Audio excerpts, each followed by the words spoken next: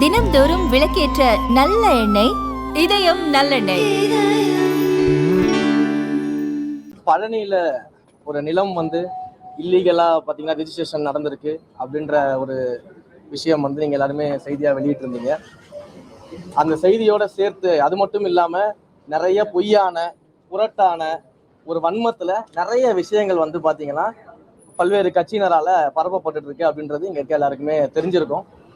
பாத்தீங்கன்னா அந்த நிலத்தை ரெஜிஸ்ட்ரேஷன் பண்ணது என்னுடைய சொந்தக்காரரு, 100 கோடி ரூபாய் மதிப்புள்ள ஒரு சொத்தை 2 கோடி ரூபாய்க்கு ரெஜிஸ்டர் பண்ணிட்டாங்க, அது மாண்புமிகு அமைச்சருடைய உறவினர் தான் பண்ணியிருக்காரு அப்படின்லாம் சமூக வலைதளத்துல நிறைய பரவிட்டாங்க. உண்மையிலேயே அப்படி ஒரு உறவினர் எனக்கு எங்கேயோ இருக்காங்கன்றதை கண்டுபிடிச்சு சொல்லிருக்காங்க பாருங்க. எப்பேற்பட்ட கண்டுபிடிப்புன்றத நான் இன்னைக்குதான் பாக்குறேன். இப்படிப்பட்ட உறவினர் எனக்கு அங்க இருக்கிறாங்கன்றது எனக்கே இன்னைக்குதான் தெரியும். அப்ப அப்படிப்பட்ட இடத்துல இந்த மாதிரியான ஒரு பொய் செய்திகள் எல்லாம் பரப்பிட்டு இருந்தாங்க. அடுத்தது ஏதோ அரசாங்கம் கவனம் செலுத்தாம, அரசாங்கமுக்கு தெரிந்துதான் இதெல்லாம் நடக்குது, அமைச்சர்களுக்கு தெரிஞ்சுதான் இதெல்லாம் நடக்குது அப்படின்றது போல பல பேர் பல்வேறு விஷயங்களை பொய்யாக புரட்டாக சமூக வலைதளங்கள்லயும் சில யூடியூப்களிலும் பாத்தீங்கன்னா பரப்பிட்டு வராங்க. ஸோ அதற்கு ஒரு விளக்கமாக தான் இந்த விஷயத்த நம்ம சொல்றோம். ஏன்னா நடவடிக்கைகள் நம்ம எடுத்திருக்கோம் அப்படிங்கிறத நம்ம சொல்றதுக்காக தான் முக்கியமா இன்றைக்கு செய்தியாளர்கள் சந்திக்கிறோம். இந்த பழனியுடைய அடிவாரத்தில் இருக்கக்கூடிய தண்டபாணி மடத்துக்கு சொந்தமான அந்த நிலத்தை பொறுத்த வரைக்கும் ஏற்கனவே பாத்தீங்கன்னா பல முறை அந்த இடத்தை ரிஜிஸ்டர் பண்ணக்கூடாது யாருக்கும் அப்படின்னு சொல்லிட்டு பழனி கோயிலுடைய ஜேசி மூலியமாக சப் ரிஜிஸ்டர் ஆபீஸ்க்கும் டிஸ்ட்ரிக்ட் ரிஜிஸ்டர் ஆபீஸ்க்கும் பல முறை கடிதங்கள் வழங்கப்பட்டிருக்கு. நீங்க அந்த கடிதங்கள் பாத்தீங்கன்னா 15/9/2025, 16/11, 25/12 போன 2025 பாத்தீங்கன்னா இந்த கடிதங்கள்லாம் நம்ம வழங்கியிருக்கிறோம்.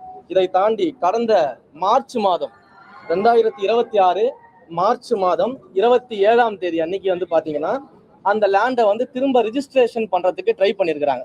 ஒரு ஃப்ராட்லன்ட் ஸ்டேட்டை வச்சு ரிஜிஸ்ட்ரேஷன் பண்றதுக்கு ட்ரை பண்ணியிருக்கிறாங்க. ஸோ அதையும் நம்ம அன்னைக்கு பண்ண முடியாம போனதுனால என்ன பண்றாங்கன்னா ஒரு ரெஃப்யூசல் ஸ்லிப் ஒன்று கொடுத்துட்றாங்க. இதை பண்ண முடியாது அப்படின்னு சொல்லிட்டு ரெஃப்யூசல் ஸ்லிப் அந்த ஏப்ரல் மாசத்தை 1ஆம் தேதி கொடுத்துட்றாங்க. அந்த ரெஃப்யூசல் ஸ்லிப்பை வச்சுக்கிட்டு அந்த பிரைவேட் பார்ட்டி என்ன பண்றாங்க, ஒரு 2-3 பேர் சேர்ந்துக்கிட்டுனா கோர்ட்டுக்கு போறாங்க. ஸோ கோர்ட்டுக்கு போயிட்டு ஏப்ரல் 10ஆம் தேதி ஒரு ஆர்டர் ஒன்று வாங்குறாங்க. அந்த ஆர்டர்ல பாத்தீங்கன்னா கோர்ட் ஒரு வழிமுறையை கொடுக்குறாங்க. டாக்குமெண்ட்ஸ் எல்லாம் வெரிஃபை பண்ணி அது சரியாக இருந்தால் ரிஜிஸ்ட்ரேஷன் பண்ணலாம் அப்படின்ற டாக்குமெண்ட்ஸ் சரியாக இருந்தா வெரிஃபை பண்ணி சரியா இருந்தா கேன் பி கன்சிடர்னு ஒரு வார்த்தை தான் போடுறாங்க சொல்றாங்க. சோ அப்படி ஒரு ஆர்டர் கொடுக்குறாங்க. இந்த ஆர்டருமே வித்தின் த 1 வீக், ஒரு வாரத்துக்குள்ள இதை செய்யணும் அப்படின்றதுதான் கோர்ட்டுடைய அன்றைக்கு இருந்த ஆர்டராக இருக்கிறது. ஆனா அதற்கு பிறகு பாத்தீங்கன்னா அந்த ஆர்டரை வைத்துக்கொண்டு இப்ப ஜூலை மாதம் என்ன பண்றாங்கன்னா 3ஆம் தேதி சப் ரிஜிஸ்டர் ஆபீஸ் அந்த 2ஆம் தேதி ஜேசி ஆமா சோ சப் ரிஜிஸ்டர் ஆபீஸ்க்கு போறாங்க. போயிட்டு 3ஆம் தேதி இதை ரெஜிஸ்ட்ரேஷன் பண்ணணும்னு சொல்லி கேட்கறாங்க. ஆனா 2ஆம் தேதியே 3ஆம் தேதி அவர் போறாங்க அந்த ரெஜிஸ்ட்ரேஷன் பண்றதுக்கு. அதற்கு முன்னாடி நாள் 2ஆம் தேதியே பழனியுடைய ஜேசி என்ன பண்றாரு அப்படின்னா இந்த லேண்ட்ல எந்த விதமான ரெஜிஸ்ட்ரேஷனும் பண்ணக்கூடாது அப்படின்னு சொல்லிட்டு டிஸ்ட்ரிக்ட் ரெஜிஸ்டர் ஆபீஸுக்கு மீண்டும் கடிதத்தை எழுதிடுறாங்க.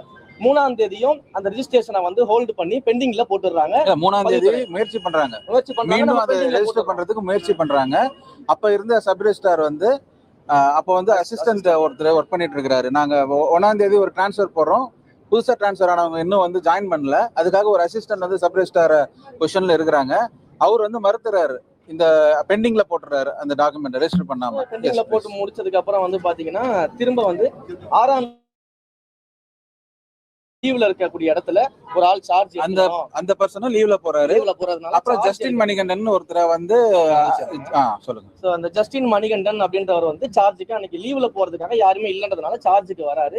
அவரு இத பத்தியான இந்த ஹிஸ்டரிய தெரியாம என்ன பண்ணிடுறாரு அப்படின்னா அந்த ரெஜிஸ்ட்ரேஷனை அன்னைக்கு பண்ணி கொடுத்துறாரு.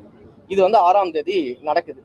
அப்ப இது தெரிஞ்ச உடனடியாக நம்மளுடைய ஹெச்ஆர்என்சியினுடைய அதிகாரிகள் என்ன பண்றோம் அப்படின்னா இந்த ரெஜிஸ்ட்ரேஷன் இல்லீகலானது, இதை அவங்க இந்த ஹிஸ்டரியை பார்க்காம பண்ணி கொடுத்துட்டாங்க அப்படின்னு சொல்லி சம்பந்தப்பட்ட துறை அதிகாரிகள், பதிவுத்துறை அதிகாரிகள் எல்லாம் பேசி அந்த நிலத்தோடைய ரெஜிஸ்ட்ரேஷனை ஸ்டாப் பண்றதுக்கு என்னென்ன வழிமுறைகள் இருக்குதோ அது எல்லாத்தையும் முன்னெடுத்திருக்கிறோம். கோர்ட்ல இது சம்பந்தமான வழக்கு இருக்குது. இன்றைக்கு அந்த வழக்கு விசாரணைக்கு வந்துச்சு. விசாரணைக்கு வரும்பொழுது ஹெச்ஆர்என்சியும் ஒரு பார்ட்டியாக அவங்க அட்மிட் பண்ணியிருக்கிறாங்க. நாளைக்கு மறுபடியும் இந்த கோர்ட்ல கேஸ் வருது. அப்ப இந்த லேண்டை நம்ம திரும்ப ரெட்ரைவ் பண்ண போறோம் அப்படின்றதுல எந்த விதமான சந்தேகமும் யாருக்கும் இங்க தேவை கிடையாது. அதே போல மாண்புமிகு அமைச்சர் அவர்களும் அவர் துறை சார்ந்து அந்த சார் பதிவாளரை உடனடியாக சஸ்பென்ஷன் பண்ணிட்டு நேர்மையான விசாரணைக்கு என்னென்ன செய்ய முடியுமோ அது எல்லாத்தையும் அவரும் அவர் துறை சார்ந்து பண்ணிக்கிட்டு இருக்கிறாரு.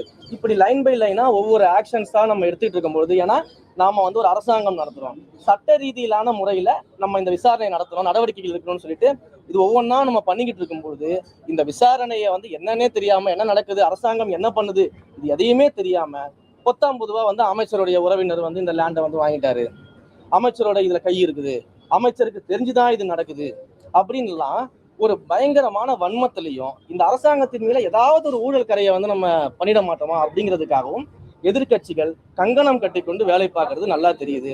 நீங்க எவ்வளவு முயற்சி செஞ்சாலும் எங்களுடைய மாண்புமிகு முதலமைச்சர் அவர்கள் சொன்னது போல எங்களுடைய கவர்மெண்ட் கிளீன் கவர்மெண்டா இருக்கும், டிரான்ஸ்பரண்ட் கவர்மெண்டா இருக்கும், கரப்ஷன் ஃப்ரீ கவர்மெண்டா நிச்சயம் இருக்கும். தவறு செஞ்சவங்க யாரா இருந்தாலும், எந்த டிபார்ட்மெண்டா இருந்தாலும், எவ்வளவு பெரிய அதிகாரியாக இருந்தாலும் நிச்சயமாக நடவடிக்கை எடுப்போம்.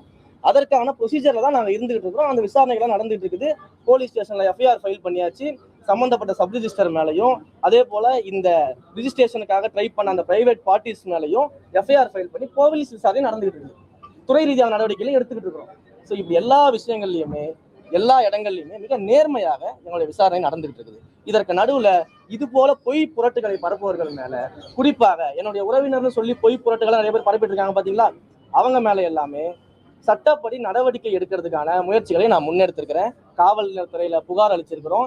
தொடர்ந்து இது போல செய்யும் வகையில யார் யாரெல்லாம் இப்படி பொய் புரட்டு புகார்களை பரப்பிட்டு இருக்காங்களோ அவங்க மேல நடவடிக்கை எடுக்கப்படும். ஒருவேளை என்னுடைய உறவினர் தான் அந்த 100 கோடி சொத்தை வாங்கினாரு, அவர் தான் 2 கோடி பண்ணிட்டாருன்னு யாராவது நிரூபிச்சு ஆதாரம் இருந்தா காட்ட சொல்லுங்க. அப்படி எந்த ஆதாரமே இல்லாம பொய்யாக புதுசா ஒரு உறவினரை எனக்கே உருவாக்கிட்டு இருக்காங்க. எனக்கே தெரியாது என் உறவினர் இருக்காங்கன்னு சொல்லிட்டு புதுசா ஒரு உறவினர் உருவாக்குறாங்க. கடந்த காலகட்டத்தில் இந்த புதுசா அப்பாக்கள் எல்லாம் உருவாக்கின மாதிரி, அண்ணன்களை பெரியப்பாக்கள் எல்லாம் உருவாக்கின மாதிரி எனக்கு உருவாக்கிட்டு இருக்கிறாங்க. அப்ப எங்களுக்கு யாரை பத்தியும் கவலை கிடையாது. எங்களுக்கு மடியில கனம் இல்லை, வழியில பயம் இல்லை. நாங்க தைரியமா இந்த விஷயத்துல இருக்கிறோம்.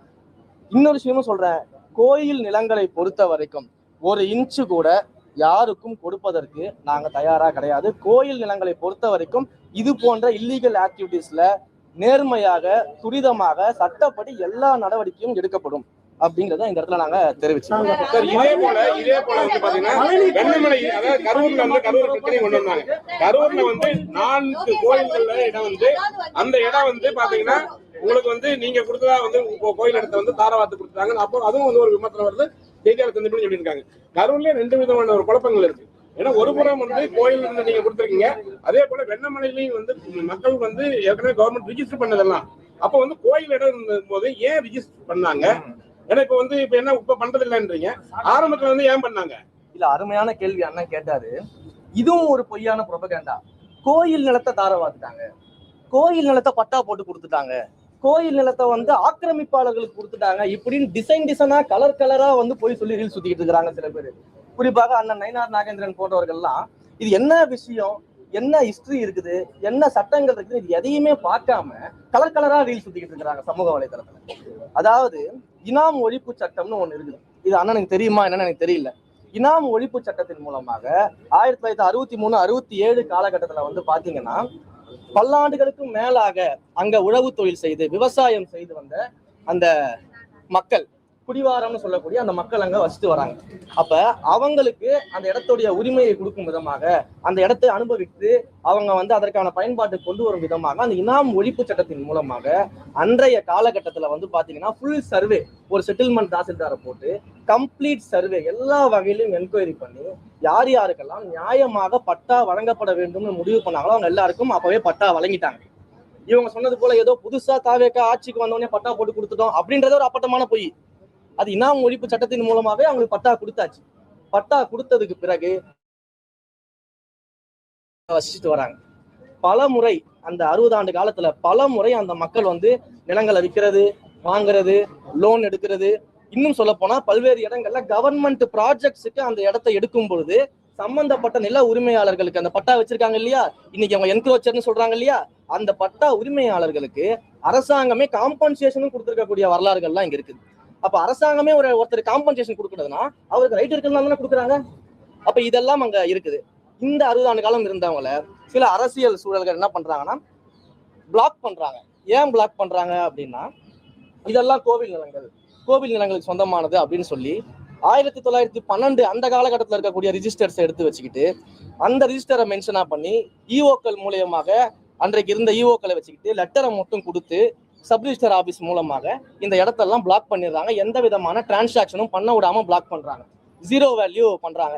அப்ப இந்த பிளாக் பண்ணதுனாலையும் டிரான்சாக்ஷன் ஜீரோ வேல்யூ பண்ணதுனாலையும் அங்க இருக்கக்கூடிய மக்கள் எவ்வளவு கஷ்டப்பட்டிருக்காங்க, எவ்வளவு போராடி இருக்காங்க, எத்தனை போராட்டங்களுக்கான ஆதாரத்தை நான் கொடுக்க முடியும், முடிச்சிடறேன்.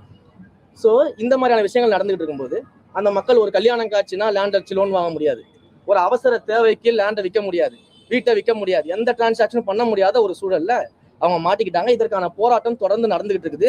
அதே போல கடந்த தேர்தலில் இதே அதிமுக பாஜக கூட்டணி வச்சு சந்திக்கும் பொழுது இந்த இனாம் விஷயம் தொடர்பாக மக்களுக்கு ஏற்றார் போல நாங்க என்னென்ன நல்ல நடவடிக்கை எடுக்கணுமோ எடுக்கிறோம்னு சொல்லி தேர்தல் அறிக்கையிலேயே கொடுத்துருக்காங்க.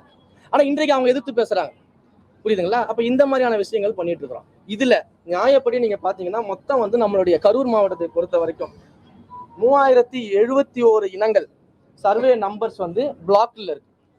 அதுல கோவில் நிலங்கள் 2024 சர்வே நம்பர்ஸ் பிளாக்ல தான் இருக்கு. அதை யாராலையும் கை வைக்க முடியாது, ஓகேங்களா? அதே போல பட்டா நிலம் 1167 நிலங்கள் இருக்கு. அதுல வந்து பாத்தீங்கன்னா தெளிவான இனங்கள், கிளியர் கேசஸ் அப்படின்னு சொல்லிட்டு இனாம் ஒழிப்பு சட்டத்தின் மூலமாக பட்டா பெறப்பட்டு இண்டிவிஜுவல் நேம்ஸுக்கு பட்டா கொடுக்கப்பட்ட பிறகு அதற்கு பிறகு வந்தக்கூடிய யூடிஆர்லயும் இண்டிவிஜுவல் நேம்ல அவங்க பட்டா இருக்கும். அதற்கு பிறகு கம்ப்யூட்டரைஸ்டு பண்ணதுக்கு அப்புறமும் இண்டிவிஜுவல் நேம்ல அந்த பட்டா இருக்கும். இந்த 3 ரிஜிஸ்டரையும் சரியாக சரிபார்த்து இந்த கிளியர் கேசஸ் இந்த கேசஸ் மேல எந்த விதமான கோர்ட்டு வழக்குகளும் நிலுவையில கிடையாது. எந்த கோயிலும் போயிட்டு எங்களுடைய லேண்டுன்னு சொல்லி சிவில் சூட் போட்டெல்லாம் வழக்குகளும் நிலுவை கிடையாது. அப்படி எதுவுமே இல்லாத இந்த கிளியர் கேசஸ் இருக்கு பாத்தீங்களா, அதனுடைய பிளாக்ஸை மட்டும்தான், அவங்களுடைய டிரான்சாக்ஷன் இருக்கக்கூடிய பிளாக்கை மட்டும்தான் ரிலீஸ் பண்ணியிருக்கிறோம். இவங்க சொன்ன மாதிரி கோயில் நிலத்தை கொண்டு போய் பட்டா போட்டு கொடுக்கல, புதுசா பட்டா போட்டு கொடுக்கல, இதெல்லாம் தான் நம்ம பண்ணியிருக்கிறோம். இதுதான் வந்து இங்க இருக்கக்கூடிய நிகழ்வு. இதை வந்து மூடி மறைச்சிட்டு கோயில் நிலத்தை பட்டா போட்டு கொடுத்துருன்னு ஒரு பொய்யான ப்ரொபகண்டாவை முன் வச்சிருக்கிறாங்க.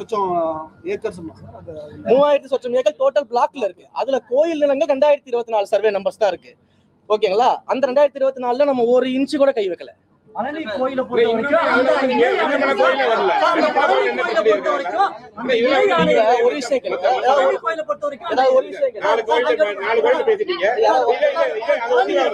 வெண்ணமலை கோயில என்ன பிரச்சனை? பழனி பற்றி வெண்ணமலை கோயில் பழனி கோயிலை பொறுத்த வரைக்கும் அந்த இணை ஆணையருக்கு கூடுதல் ஆணையர்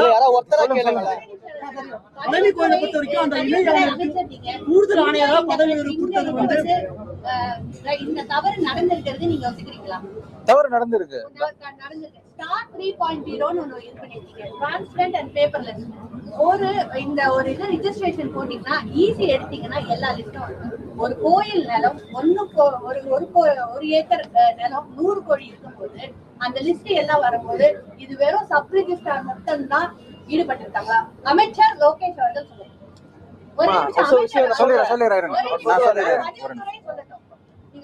சப் ரெஜிஸ்ட்ரார் இந்த சப் ரெஜிஸ்ட்ரார் தப்பு பண்ணாருன்னு தெரிஞ்சதுனாலதான் அவர் வந்து நேத்தே சஸ்பெண்ட் பண்ணியாச்சு. அவருகிட்ட நம்ம பேசும்போது ஓரலா என்ன சொல்றாரு அப்படின்னா, கோர்ட் டைரக்ஷன் வச்சு நான் அந்த பத்திரத்தை பதிவு செஞ்சுட்டேன் அப்படிங்கிறாரு. என்ன அப்புறம் இப்ப நம்ம வந்து அந்த டாக்குமெண்ட் ஹோல்ட் பண்ணி தான் வச்சிருக்கிறோம். இப்ப என்ன கேட்டீங்க? ஸ்டார் அவருக்கு மட்டும்தான் தெரிஞ்சு நடந்துச்சான்றது இல்ல, அதுதான் சொல்றேன். இவர் கோர்ட் டைரக்ஷன் வச்சு பண்ணி இருக்கிறாரு. இந்த கோர்ட் வந்து தலையிட்டு இது வந்து டாக்குமெண்ட்ஸ் கன்சிடர் பண்ணி you can be consider to register அப்படிங்கிற மாதிரி ஒரு டைரக்ஷன் கொடுத்துறாங்க. அதை வச்சு இவர் பண்ணிட்டேன்னு எங்ககிட்ட சொல்றாரு. பட் அது தவறு நடந்ததுதான் சப் ரெஜிஸ்ட்ராரை நாங்க சஸ்பெண்ட் பண்ணிட்டோம், டாக்குமெண்ட்டை ஹோல்ட் பண்ணிட்டோம். இருங்க இன்னும் வரவே இல்லை. ஸ்டார் 3.0 வரும். ஸ்டார் 3.0 இப்ப அவர் சொன்னது போல அந்த 2.0 இருக்கு. அதுதாங்க சொல்ல வர அவர் நான் கன்க்ளூட் பண்றேன். ஏன்னா ஒரே விஷயத்தை சுத்தி வர நான் கன்க்ளூட் இருங்க இதுல சப்ரேஸ் நீங்க இன்னொரு கேள்வி கேட்டீங்க. சப் ரெஜிஸ்ட்ரார் மட்டும் தான் இதுல வந்து சம்பந்தப்பட்டிருக்காரான்னு ஒரு கேள்வி கேக்குறீங்க.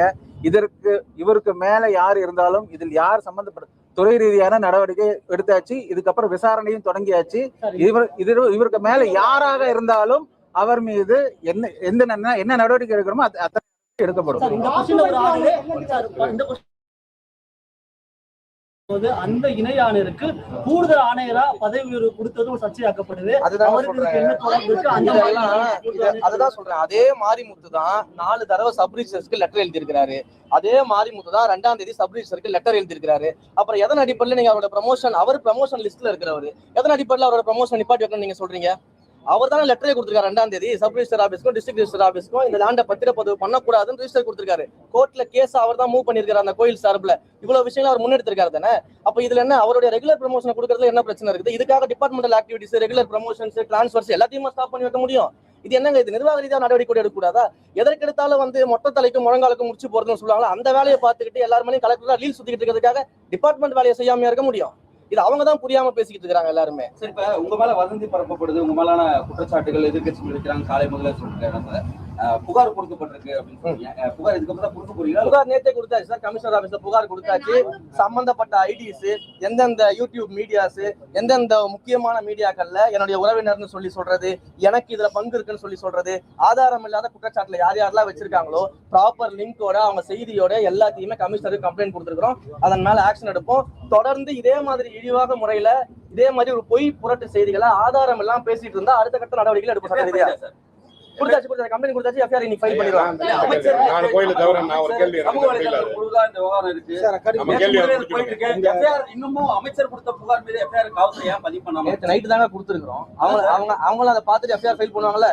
சாதாரண மக்கள் இருந்தாலும் ஒண்ணுதான், அமைச்சர் இருந்தாலும் ஒண்ணுதான். அமைச்சர் நான் மட்டும் என்ன ஃபாஸ்ட் ஃபார்வர்டா பண்ண முடியும்? அவங்க விசாரிச்சுட்டு எஃப்ஐஆர் போட்டு கொடுப்பாங்க. நாங்க வேலையை பார்த்துட்டு இருக்கோம். ஒரு சப் ரிஜிஸ்டர் கண்டுபிடிச்சிட்டோம். அவங்க மேல எஃப்ஐஆர் எப்படி அதான் சொல்லிட்டேனே, இதுக்கு சம்பந்தப்பட்ட எந்த ஒரு அதிகாரி, எந்த ஒரு தனிநபரா இருந்தாலும் சட்டப்படி நடவடிக்கை உட்படுத்தப்படுவார்கள்.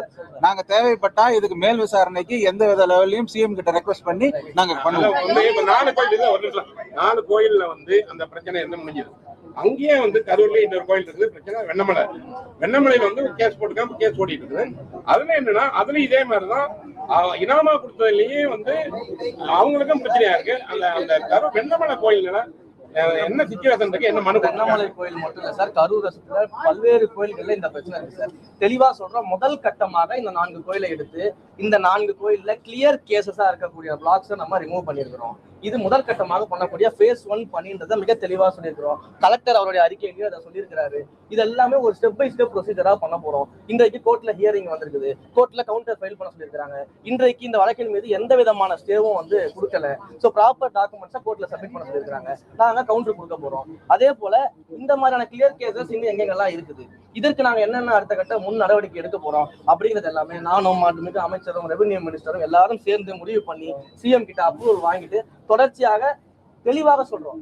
கோயில் நிலங்களை பாதுகாப்பதுல எங்களுடைய அரசு, இந்து சமய அறநிலையத்துறையும் மிக கவனமாக இருக்கிறது. கோயில் நிலங்களை ஒரு இன்ச்சு கூட யாருக்கும் விட்டு தர மாட்டோம்.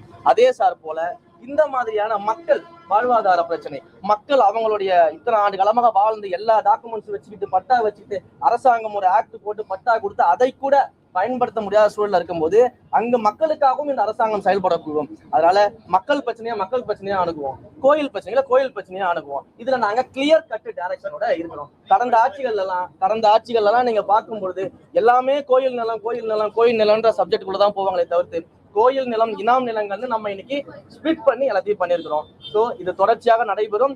கோயில் நிலங்களை நாங்க விட்டு கொடுக்க மாட்டோம். அதே போல மக்களையும் நாங்க எந்த இடத்துலயுமே பாத்தீங்கன்னா அவங்க